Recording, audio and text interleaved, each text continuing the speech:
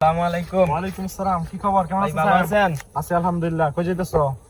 যাচ্ছিলাম আপনার এখানেই। কি জন্য? আমি একটা ছাগল কিনতে চাইছিলাম। এখন তো ছাগলের দাম চাইছে ৬,০০০ টাকা। এখন আমার কাছে ৫,০০০ টাকা আছে। আপনার কাছ থেকে ১,০০০ টাকা আর কি দাম নিতাম। আমি টাকা টুকা দিতে পারবো না। দেখেন ভাই, ব্যবস্থা করে, আমার টাকাটা প্রচুর দরকার।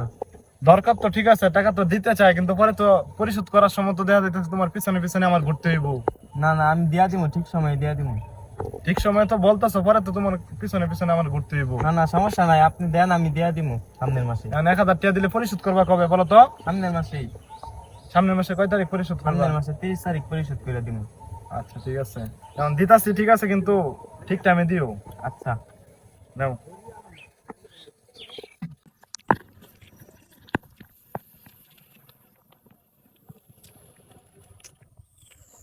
কি ব্যাপার বন্ধু, কি অবস্থা? কই যাইতেছো? এই তো তোর কাছে যাইতেছিলাম। কি লিখিয়া? আমার তো মনে কর যে বিপদে পড়ছি, কিছু টাকা দরকার আর কি।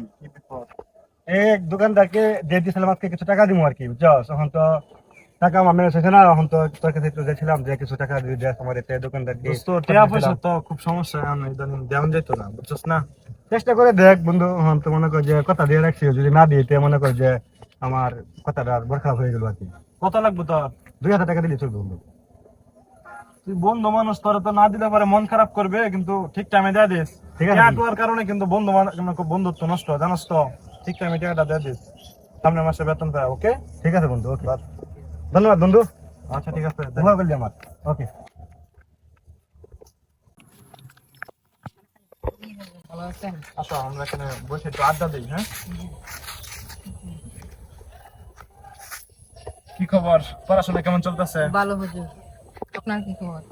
আমার তো খবর ভালাই, কিন্তু ব্যাপারটা হলো খুব সমস্যার মধ্যে আছে, বুঝছো? কি সমস্যা হলো? সমস্যা হলো তোমার, এই মানুষের ঋণ দিছিলাম, বুঝছো? নেওয়ার সময় তো খুব ভালো করেই নেয়, কিন্তু এখন দিতেছে না, বুঝছো? খুবই সমস্যার মধ্যে আছি। ওই যে পাশের বাড়ির যে সায়ামরে দিছিলাম টাকা, জি চিনছি। সে বলছে যে এখান থেকে একটা ছাগল কিনবো, তার ১,০০০ টাকা শর্ট, বুঝছো? জি। পরে বুঝছো, তার ১,০০০ টাকা দিছি, ২ মাস হয়ে গেছে। বলছে সামনের মাসে টাকা দিব, ২ মাস হয়ে গেছে, এখনো মানুষ টাকা মানে দিতেছে কি বাটপার? বাটফা। ঠিক আছে, এই জন্য মনে হলো যে তারে তো আমি মনে হলো নিঃস্বার্থ ভাবে দিছি, সুদের বিনিময়ে তো আর দিছিলাম, জি, বুঝছো জি। না? তখন দেওয়া যাইতেছে যে সে আমার টাকা দিচ্ছে না। ওই যে আমার বন্ধু তরিকুল, হেরে দিলাম ২,০০০ টাকা, হেও আমার টাকা দিয়ে ঘুরাইতেছে। 3 মাস হয়ে গেছে, টাকা এখনো দিতেছে না। বন্ধু আজকাল আপন হয় না। তারে কয়ে দিছে যে দেখ টিহার লেগে কিন্তু বন্ধুত্ব নষ্ট, এরকম করিস না।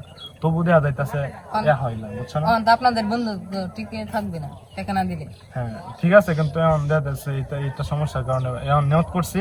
আর যে মনে হয় ফাও ধরলেও কেউ আর টিহা টুয়া দিতাম না, বুঝছো? দেওয়া যাবে। হুজুর, আপনার বন্ধু তরিকুল এই যে টিহা পাই দেখে, এই জন্য সে কিছু দেখতেছে। দেখছেন দেখছেন? এই টাকার কারণে যত ঝামেলা, বুঝছো? আর আপনারা দেখতে ঋণ যাইতেন দেয়রা, না। মানুষের ঋণ দেওয়ার কোনো সময় সম্পর্ক নষ্ট করতাম না। যাও আজকে আপনারা বাদ জায়গা দেখতে মেজাজটা গরম হয়ে গেছে, বুঝছো? কষ্টের কথা আর কইবা না।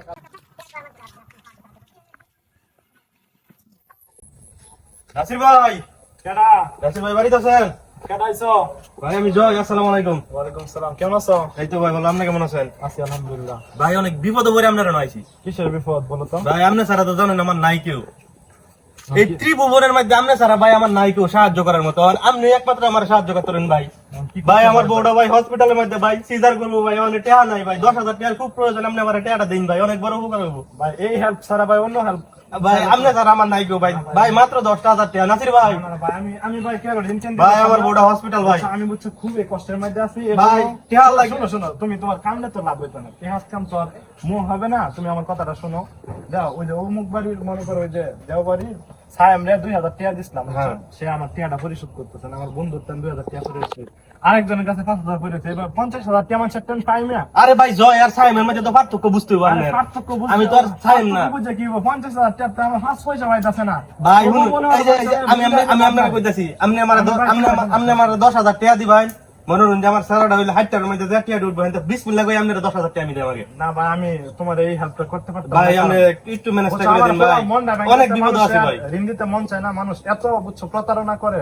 এই একদিনের কথা কয়ে এটা 5 দিন দেরি হয়, 7 দিনের কথা কয়ে এটা 30 দিন দেরি হলে এই জন্য আমি আর ভাই ঋণ চিন্তা করতাম ভাই একটু ব্যবস্থা করে দিন ভাই, আপনি দেবেন, আপনি ছাড়া তো কেউ নাই আমার, আপনি যাবা হরিণ ব্যবস্থাটা করে দিন তুমি ভাই। ওখান যে কান্দাটা কান্দাছো, যখন মনে করো যে তোমার বিপদ যাবো গা, তখন তোমার কাছে যখন টাকা চাইতে যাই তখন দেখা যাচ্ছে তুমি আমার দেখতে মুখ ফেরা যাইবা না। না আমি এরকম লোক না, আপনি তো আমার চিনুন ভালো করে। কথার কথা আছে না, যখন উপকারে বুঝা লাগতে হুদায় লাগতে যান তোমার কাছ থেকে আমি খাইবার চাই না ভাই, আমি তোমার কোনো টিয়া টোয়া দেওয়া help করতে আচ্ছা ভাই, তাহলে আমি কি করাম, আপনি আমার একটা সমাধান দেন যে তুমি এই পারবো না। আমি সমাধান। সমাধান কি দাম, তোমার টিয়া লাগবে তুমি অন্য জায়গা থেকে আপনি ছাড়া তো আমার নাই কেউ দেওয়ার মতো ভাই। বুঝছো, তুমি যদি এখন সুদের আনতে গেলে সুদ করে কাছ থেকে টিয়া আনো তো ঠিকই ঠিক টাইমে দেওয়া যাবে, কিন্তু আমি যদি তোমার ঋণ দেই না তুমি কিন্তু ঠিক টাইমে দিতাম না।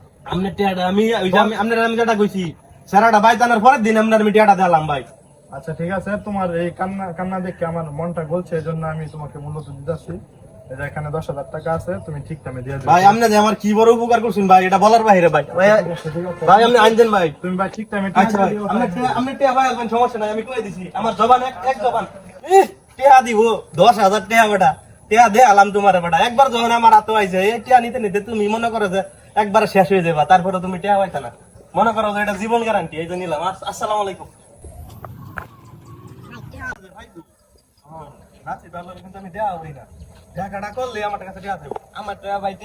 তুমি তো জানো যে আমি কিরম লোক, আমার হাতে যদি একবার টিয়া এটা মনে করো যে আমি সহজ আমার কাছে যাই পারছে না, টিয়াটা গেলে কলজাটা ফাইটটা যা। আসসালামু আলাইকুম। ভাই কিরম আছেন ভাই? তোমরা বাইতে যাইতেছে, দুই দিনে বাইতে যাইতেছে যে লোক- ভাই আপনার মতো একটা মানুষ আমার বাড়ি যেতেছেন ভাই, আমি তো খুব সৌভাগ্যবান। সৌভাগ্যবান তো ঠিক আছে, তুমি যখন টিয়া নেওয়ার সময় কেউ কান্দে কোনটা যখন টিয়া নিসলা, মনে আছে নাকি এটা কও? ভাই মানুষ আছে, কয় মাস হইছে? কয় মাস আর হইব? মানুষ আছে, এই বাটফারের কাছে তো টিয়া পায়। আরে এত ভালো মানুষ, সামনে শিষ্য।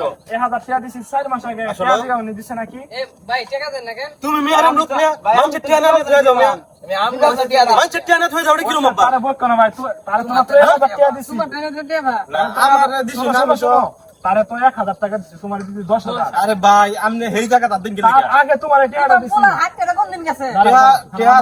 টিয়া তো দিছুন, আমি তো টিয়া মেরে খেয়েছি না যে আমি দেড় ছেড়ে গেছি গা। তুমি তো কইছিলা তুমি সামনের মাসে টিয়াটা দিবা, 5 মাস হয়ে গেছে এখনো টিয়াটা দিছো তুমি। 5 মাস হয়েছে তোমার ভাই, 2 দিন কম আছে এখনো। তোমার স্যার হাত টাকা এখন বলো আমার কি করা উচিত? এখন আপনি কি করবেন? তার টিয়া গেলুন, এই তুমি টিয়া দাও না, মানুষের টিয়া কে রাও মিয়া, ভালো দাও মিয়া।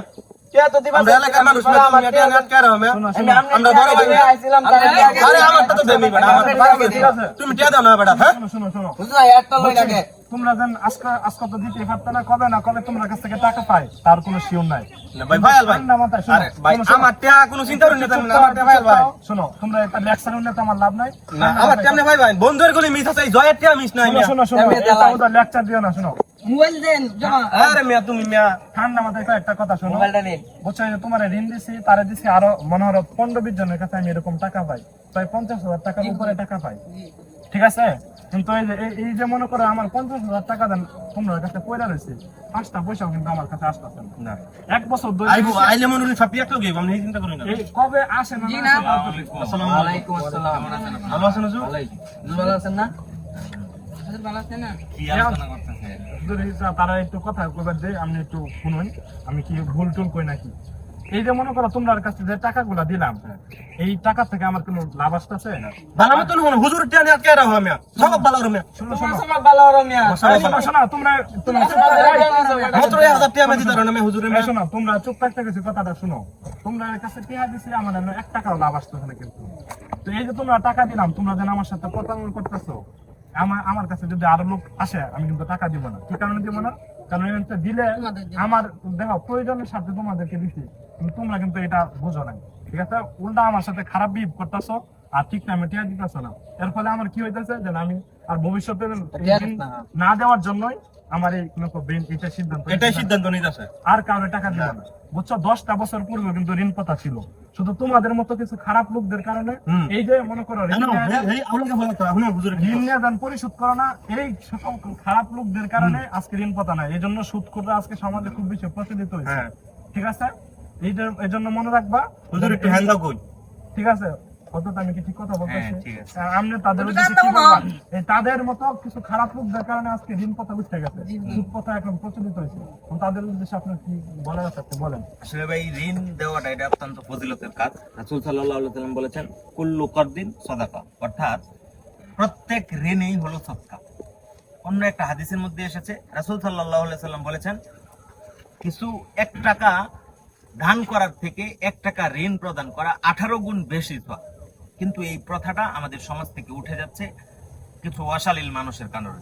কারণ তারা ঋণ নেয়, সঠিক টাইমে দেয় না, এবং তারা বিভিন্ন রকম ভাবে প্রতারণা শুরু করে যে দিয়েছে তার সাথে। রাসূলের হাদিসের উপর মানার জন্যই তাদেরকে মূলত আমি ঋণ দেই, এবং তারা মনে করে আমার সাথে প্রতারণা করে, আর কোনো ঋণকে আমি নাম্বার কোনো দিতে পারি না।